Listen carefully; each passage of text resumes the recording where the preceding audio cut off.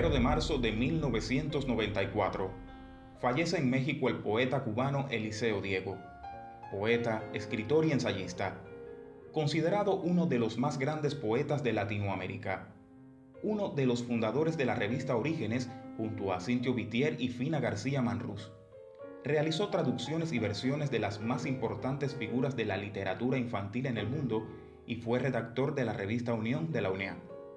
En 1986 obtuvo el Premio Nacional de Literatura por el conjunto de su obra y en 1993 recibió el Premio de Literatura Latinoamericana y del Caribe Juan Rulfo.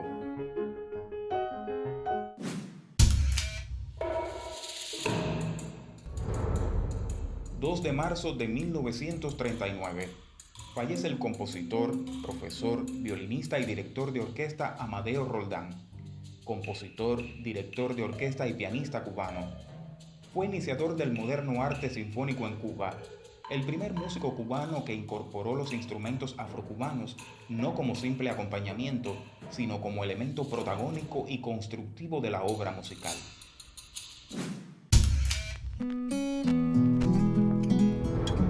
3 de marzo de 1827. Nace en Bayamo el poeta, abogado y maestro José Fornaris, uno de los tantos patricios bayameses que tuvo gran incidencia en las creaciones literarias de la época. Tal es el caso de la composición de la primera canción trovadoresca cubana, La Bayamesa. ¿No recuerdas, gentil bayamesa, que tú fuiste mi sol refulgente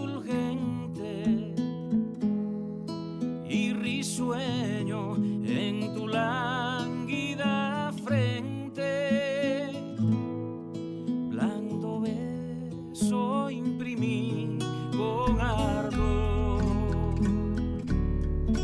¿No recuerdas que un tiempo dichoso me extasié con tu pura belleza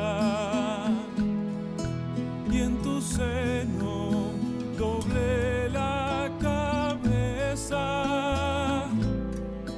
moribundo de dicha y amor?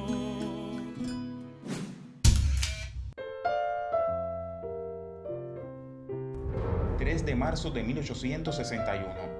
Nace en Matanzas el poeta y periodista Bonifacio Birne, autor del célebre poema Mi Bandera. Considerada la más famosa de sus poesías, obra poética que caló hondo en la conciencia nacional porque representaba la ansiedad de todo un pueblo que había luchado por la libertad que no significaba aún soberanía. Fue declarado hijo inminente de Matanzas.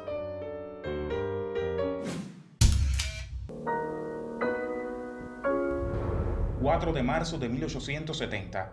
Es condenado José Martí a 6 años de prisión por un consejo de guerra español. Desde el 21 de octubre del año anterior, el joven José Martí se encuentra en la cárcel acusado de infidencia por tildar de renegado a su condiscípulo Carlos de Castro y de Castro, quien se alistó en el ejército español.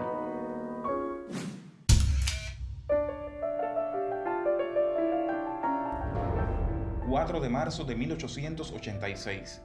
Es asesinado en Río Chico, Venezuela, el general del Ejército Libertador Vicente García González. Fue uno de los primeros en incorporarse a la lucha armada por la independencia de Cuba. Militar y político cubano, presidente de la República en armas entre 1877 y 1878. Por la bravura demostrada en los más de 100 combates en que participó, los propios españoles lo llamaron el León de Santa Rita o León de las Tunas. Con la raíz en la...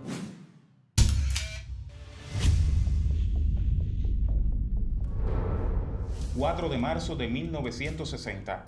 Explosión del barco francés La Coubre en La Habana. Barco objeto de un acto terrorista en el puerto habanero cuando transportaba armas y municiones. Tuvieron lugar 2 explosiones que produjeron cerca de 100 de muertos y 400 heridos y lesionados. Las autoridades cubanas lo denunciaron como un acto terrorista de la CIA para impedir que la revolución naciente se fortaleciera militarmente. Tras calcular que como resultado de algún sabotaje ha sido volada la termoeléctrica de Tallapiedra o el barco en que venía el armamento, se dirigen al lugar en un carro conducido por el propio Raúl. Al llegar se encuentran con el Che Dorticós y otros dirigentes, entre obreros, soldados, bomberos y policías, que acudían a prestar socorro a las víctimas, cuando de inmediato se siente una segunda explosión aún más fuerte, que provocó un número mayor de muertos y heridos y destruyó completamente las bodegas donde se realizaban los trabajos.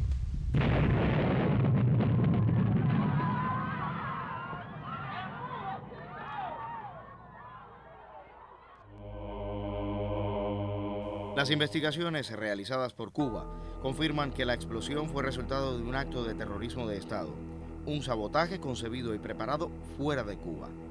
Existe la firme y fundada convicción de que entidades en Estados Unidos tuvieron un nexo en la concepción y ejecución de tal hecho, insertado dentro de la política de agresión que se había iniciado contra el gobierno revolucionario.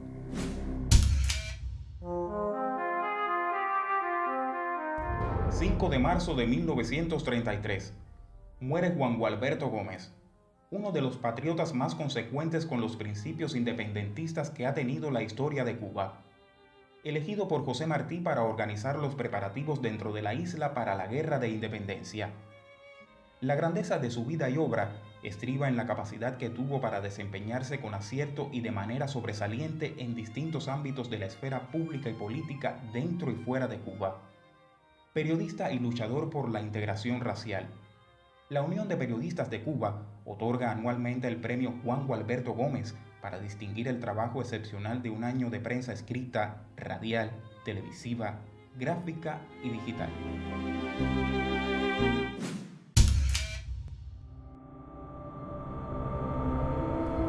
5 de marzo de 1960, Fidel Castro pronuncia la consigna Patria o muerte en el entierro de las víctimas del atentado al vapor francés La Coubre. En el multitudinario sepelio de las víctimas, nuestro comandante en jefe mostró pruebas de la implicación del gobierno de Estados Unidos en el crimen y pronunció por primera vez la histórica frase.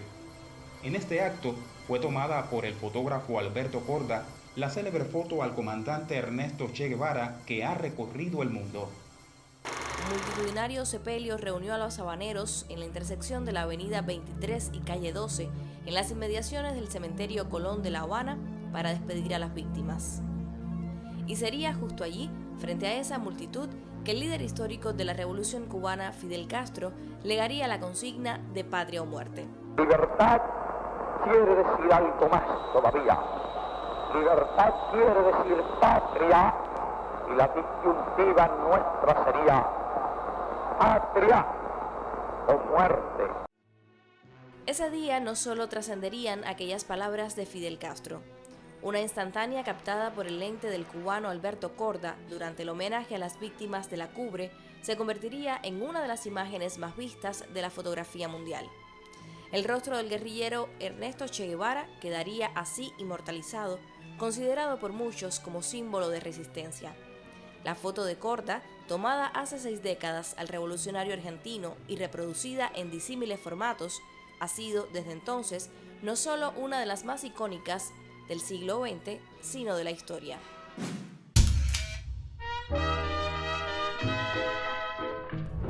El 5 de marzo de 1963, fallece el compositor cubano Eduardo Saborit Pérez, autor de canciones, himnos y marchas revolucionarias. Guitarrista y compositor, incursionó en temas políticos y culturales como el triunfo de la Revolución Cubana y la campaña de alfabetización, entre otros aspectos, lo que de manera magistral dejó plasmado en su obra artístico-musical.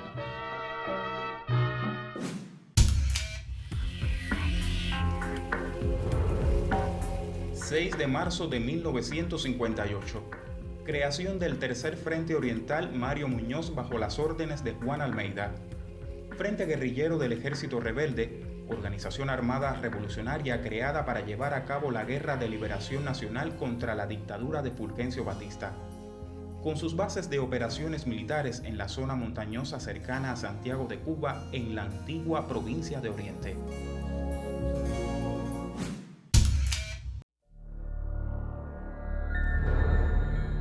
El 6 de marzo de 2013. se inaugura el Museo del Tercer Frente en la región de Santiago de Cuba.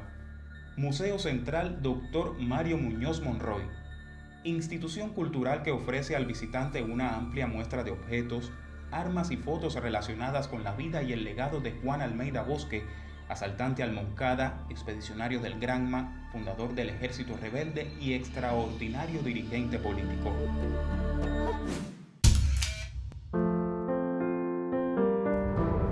El 7 de marzo de 1906, nace en la ciudad de Remedios, Villa Clara, el importante músico Alejandro García Caturla, abogado y compositor cubano de música contemporánea, cultivador de la melodía afrocubana y del género sinfónico.